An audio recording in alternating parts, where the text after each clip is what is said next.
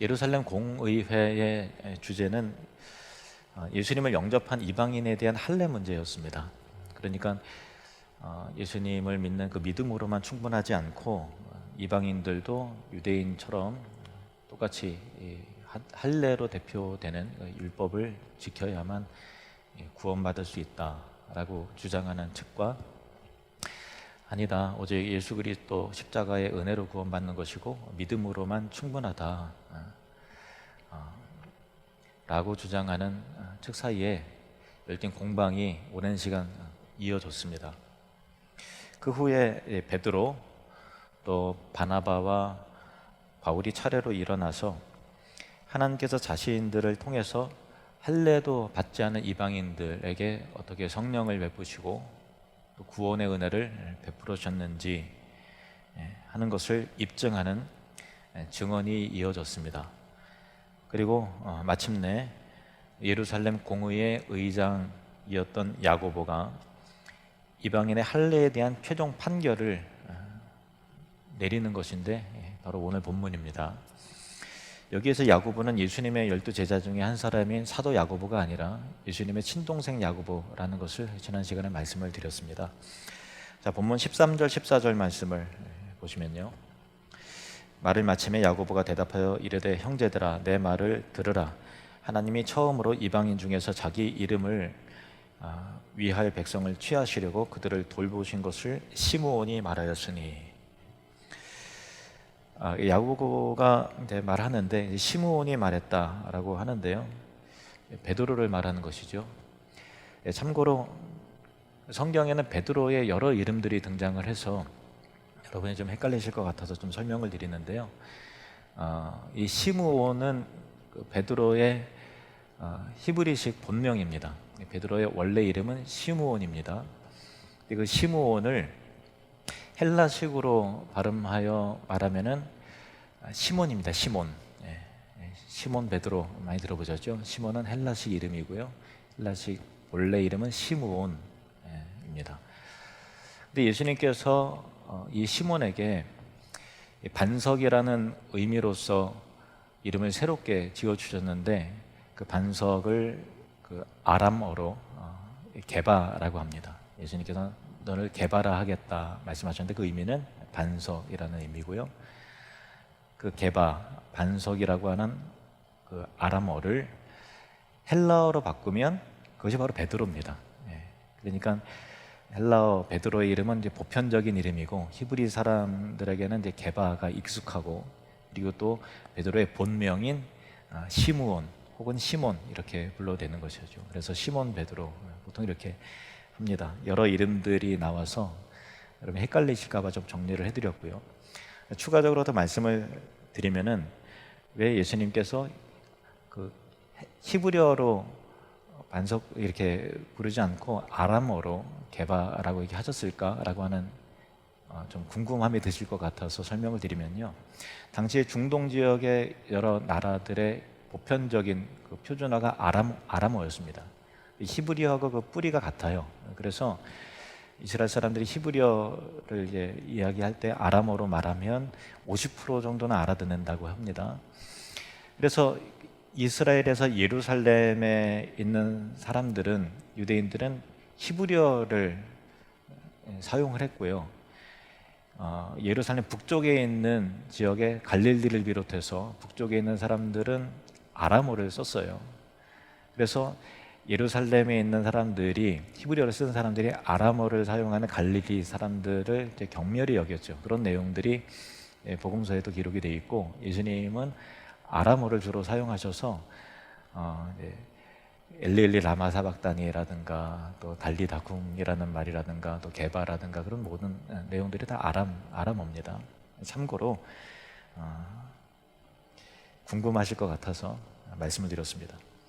다시 본문을 살피면 구약의 관점에 의하면은 하나님의 백성들이라고 하면 이스라엘을 가리키잖아요. 그런데 이제 이 베드로의 증언처럼 하나님께서 이방인들도 하나님의 백성이 되게 하심을 통해서 하나님의 이름을 위한, 하나님의 자신의 이름을 영화롭게 할 수 있는 신분으로 삼아 주셨다라고 하는 것을 야고보가 베드로의 증언을 빌어서 정리하는 내용이고요. 그리고 이어서 이 주장을 뒷받침할 구약의 선지서의 말씀을 인용을 하는데 15절부터 18절 말씀을 보시면 선지자들의 말씀이 이와 일치하도다 기록된 바 이후에 내가 돌아와서 다윗의 무너진 장막을 다시 지으며 또 그 허물어진 것을 다시 지어 일으키리니 이는 그 남은 사람들과 내 이름으로 일컬음을 받는 모든 이방인들로 주를 찾게 하려 함이라 하셨으니 즉 예로부터 이것을 알게 하시는 주의 말씀이라 함과 같으니라. 야고보가 인용한 말씀은 아모스 9장에 있는 내용인데요. 하나님께서 다윗의 무너진 장막을 회복할 것이다. 다윗의 무너진 장막은 이 다윗의 나라, 하나님 나라를 의미하는 거예요. 다윗의 나라, 다윗의 장막이 무너졌는데 하나님께서 하나님 나라를 그리스도 통해서 다시 회복시키실 것이다. 회복하는 그 과정 가운데 이스라엘뿐만 아니라 이방인들이 다윗의 장막으로 들어와서 함께 하나님 나라 백성의 일원이 될 것이다 라고 하는 내용이 아모스서 9장에 기록되어 있어요. 한번 좀 찾아 확인해 볼까요? 아모스 9장 11절 12절 말씀을 보시면 그날에 내가 다윗의 무너진 장막을 일으키고 그것들의 틈을 막으며 그 허물어진 것을 일으켜서 옛적과 같이 세우고 그들이 에돔의 남은 자와 내 이름을 일컫는 만국의 이방인의 여러 나라들 모든 나라들을 만국을 기업으로 얻게 하리라. 이 일을 행하시는 여호와의 말씀이니라. 우리가 이제 본 것은 이제 히브리어 번역을 본 거고 야고보가 인용한 거는 약간 비슷한데 조금 단어적인 차이가 있잖아요. 그것은 그 당시에 그 헬라어 구약을 헬라어로 번역한 것을 70인역이라 그러는데 70인경 성경을 인용해서 조금 차이가 있습니다. 아무튼 다윗의 후손인 예수 그리스도를 통해서 이방인들이 그리스도의 새 언약의 공동체에 들어오게 될 것이라는 사실이 아모스 선지자에도 통해서도 또 여러 선지자들 통해서 동일하게 하나님께서 계획하셨고 약속하신 것이 이 지금 베드로의 증언과 일치한다라고 하는 내용인 것이죠. 그런데 우리가 좀 눈여겨볼 것은 그 야고보의 훌륭한 점이에요. 본 회의의 결론을 단지 베드로의 증언으로만 결정짓지 않고 하나님의 말씀을 근거로 하고 있다는 거예요. 굉장히 중요한 회의의 결론을 하나님께서 이렇게 말씀하셨기 때문에 그리고 베드로의 증언도 이것과 일치하기 때문에 하나님의 말씀이 성취되었으므로 이 문제는 이렇게 하기로 판결한다라고 하는 내용인 것이잖아요. 이처럼 야고보는 하나님의 말씀의 토대 위에 세워져 있었던 사람이라는 것을 우리는 알게 되는 것이죠. 지난 시간에 이 바울의 갈라디아서의 증언을 통해서 야고보는 어떤 사람이라 그랬나요? 모든 성도들이 기둥과 같이 여기는 그런 사람이라고 했잖아요. 이 필리핀 로스아미고스 교회 건축도 우리가 사진을 통해서 보고 또 캄보디아 트모방 비전교회도 봤는데요. 공통점이 너무 당연한 얘기지만 공통점이 먼저 공사가 어떻게 시작이 되나요? 다 이 기둥을 심을 그 땅을 다 파더라고요. 그리고 그 안에 이제 철근을 넣어서 기둥을 세우고 공구리를 쳐서 이 기둥이 흔들리지 않도록 하게 하는 작업을 먼저 하고 그 다음에 또 벽을 세우고 또 지붕을 얹고 하지 않습니까? 그러니까 건물이 든든하게 서기 위해서는 기둥을 견고하게 흔들리지 않도록 박는 것을 먼저 하는 거죠. 어떤 나라든 집은 당연히 그렇게 짓는 것을 다 그렇게 상식으로 알고 있습니다. 예수님께서 말씀하셨습니다. 마태복음 7장 24절에서 27절 말씀. 그러므로 누구든지 나의 이 말을 듣고 행하는 자는 그 집을 반석 위에 지은 지혜로운 사람 같으리니 비가 내리고 창수가 나고 바람이 불어 그 집에 부딪히되 무너지지 아니하나니 이는 그 주추를 그 기둥의 밑에 돌을 주추라 그러죠. 주추를 반석 위에 놓은 까닭이요 나의 이 말을 듣고 행하지 아니하는 자는 그 집을 모래 위에 지은 어리석은 사람 같으리니 비가 내리고 창수가 나고 바람이 불어 그 집에 부딪힘에 무너짐이 심하니라. 반석이신 하나님의 말씀, 예수님의 말씀 위에 주추를 놓고 기둥을 세우는 삶은 바람이 불어도 시험과 환란이 있어도 환경이 바뀌어도 흔들리지 않는다. 왜냐하면 기둥이 흔들리지 않기 때문에. 왜냐하면 그 기둥의 기초가 반석이기 때문에 그렇다는 거죠. 하나님의 말씀은 영원토록 변하지 않는 진리의 말씀이기 때문에 그 말씀 위에 자기의 삶을 세워나간 사람은 흔들리지 않는다. 요동함이 없다. 기둥과 같다라는 것이고요. 그러나 자신의 삶을 영원한 하나님의 말씀의 진리 위에 세우지 않고 그때그때마다 달라지는 사람의 생각이라든가 또 세상의 어떤 풍조, 유행이라든가 이 사람의 말과 저 사람의 말에 의해서 혹은 우리의 감정에 의해 세우고 나면 사람은 계속해서 바뀌잖아요. 아침에 생각이 다르고 또 저녁 때의 생각이 다르고 다 이때는 다 이게 옳다고 생각했는데 몇 년 지나면 우리의 생각이 가치관이 바뀌기도 하고 그게 이 세상 만물이 다 이렇게 변화되지 않습니까? 자신의 어떤 인생을 변화되는 사람의 가치관과 판단과 그것을 기준으로 한다면 그게 영원하겠습니까? 계속해서 흔들리지 않겠습니까? 그러니까 우리의 인생을 반석 대신 하나님의 말씀 위에 세워나가면 그 기둥은 안전하기 때문에 흔들리지 않고 요동하지 않는다라고 하는 내용인데 야고보가 그의 삶을 이 중요한 회의의 결론을 하나님의 말씀 위에 세웠다라고 하는 것은 그가 기둥 같은 사람이라 진짜 기둥 같은 사람이었다. 그냥 기둥같이 흔들리지 않는 게 고집이 세다는 게 아니에요. 흔들리지 않는 진리 위에서 판단하고 사고하고 살아가는 사람이었다라는 것을 말하는 것이죠. 우리가 본받아야 될 중요한 신앙의 태도가 아니지 않을 수 없습니다. 이제 야고보는 베드로와 바울 그리고 바나바의 증언과 무엇보다도 하나님의 말씀에 의거해서 최종적인 판결을 내리는데 19절 말씀입니다. 그러므로 내 의견에는 이방인 중에서 하나님께로 돌아오는 자들을 괴롭게 하지 말고 이렇게 말을 하는데 그 개혁 개정 성경 번역으로는 야고보가 내 의견에는 하고서 좀 완곡하게 당부하는 것으로 좀 표현이 되어 있습니다만은 다른 번역을 보면은 내 판단에는 내 판결은 이렇게 번역이 되어 있는 것도 많아요. 그러니까 원문을 보면은 그 야고보의 입장을 좀 확고하게 선언하는 것으로 되어 있으니까 내가 이러한 하나님의 말씀을 근거로 이렇게 판결하노라라고 번역을 하는 것도 굉장히 좀 설득력 있는 번역입니다. 이처럼 야고보는 예루살렘 공회의 의장으로서 하나님의 말씀의 권위로 내가 판결한다라고 선포를 합니다. 그 내용은 하나님께로 돌아오는 이방인들을 괴롭게 하지 말라고 권하는 건데요. 이 말은 할례와 같은 유대인의 그 무거운 짐을 우리도 잘 못 지는 그 율법을 이방인 형제들에게 더 이상 강요하지 말아라. 이 말인즉슨 믿음 이외에 그 어떤 것도 구원의 조건으로 제시될 수 없다. 복음으로만 십자가의 은혜로 충분하다라는 것이죠. 참 굉장히 중요한 가결이지 않습니까?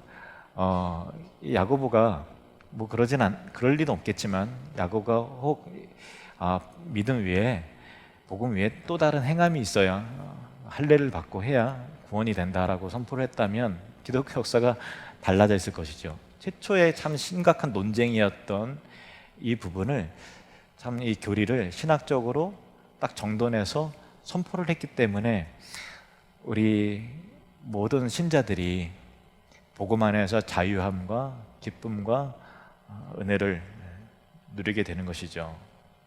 그 은혜가 이때 이렇게 출발이 공식적으로 선포가 된 것이죠.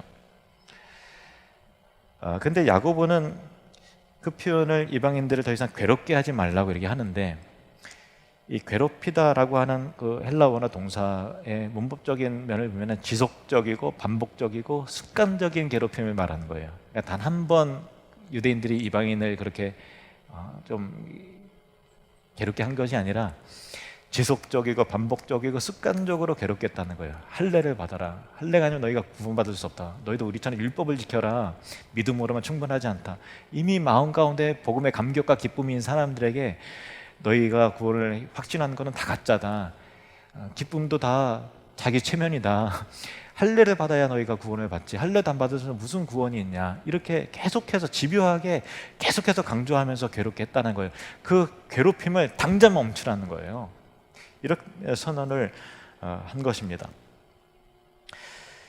당시 유대인 그리스도인들이 이방인 그리스도인들에게 할례를 요구한 것이 그들을 얼마나 괴롭히는 행위였으면 그 습관적인 행위를, 집요한 요구를 당장 멈추라라고 이렇게 판결을 했는지 짐작할 수 있습니다.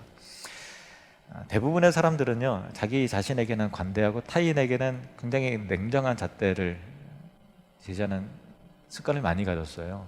그래서 그 인터넷에 뭐 유명인들을 향한, 또 연예인들이라든가 스포츠인들이라든가 정치인들을 향해서 댓글이 올라온 거면은 다 의인만 가득하잖아요.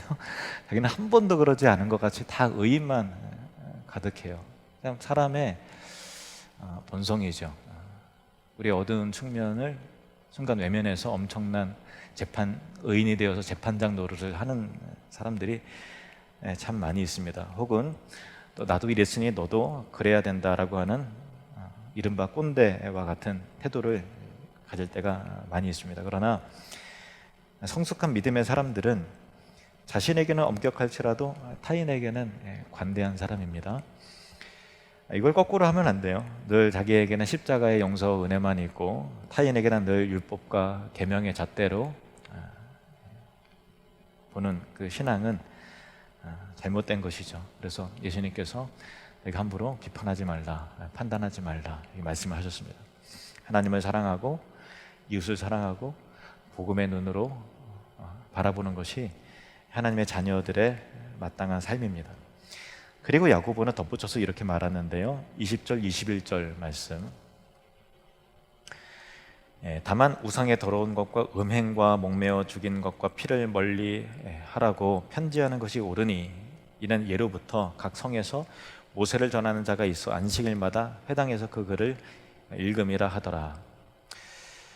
야고보는 구원의 조건으로서가 아니고요, 구원의 조건은 이제 믿음으로만 충분한 거고, 여기서 제시되는 것은 구원의 조건이 전혀 아니고 구원받은 자로서 그래도 덕을 세우기 위해서 너희가 음행하지 말아야 되고, 또 우상 숭배와 같은 그 음식과 같은 목매어 죽인 거라든가 피채 먹는 거라든가 하는 그 거리낌이 있는 그런 것들을 절제하고 관여하지 않도록 조심해라. 왜냐하면 너희들이 흩어진 이방인들이 각 나라 도시들에 살잖아요. 근데 그 유대인들도 다 같이 살거든요. 유대인들도 다 흩어져서 사는데 안식일마다 회당에 모여서 율법을 낭독하면서 이것은 거룩한 것이고 이것은 거룩하지 않은 것이고 하는 계명을 늘 듣는데, 이방인 그리스도인들 똑같이 이방 사람들과 같이 그렇게 막 피채 먹는다든가 또 우상 숭배한 음식들을 시장에서 내다 파는데, 그런 것들을 또 이제 먹고 마시고 또 하는 그런 것들을 통해서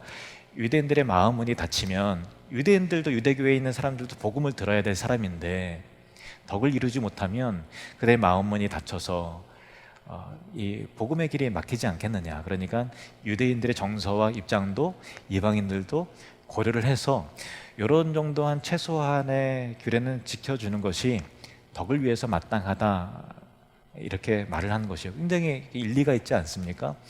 그러니까 복음으로서 충분하지만 크리스찬의 최소한의 윤리와 도덕과 교양과 상식이 통하고 하는 것들을 나 아닌 타인을 위해서 자기 스스로 절제하고 또 경건한 삶을 하나님의 백성으로서 그렇게 마땅히 행해야 된다라는 그런 것이죠. 여기에서 우리는 신앙의 중요한 교훈을 얻게 됩니다.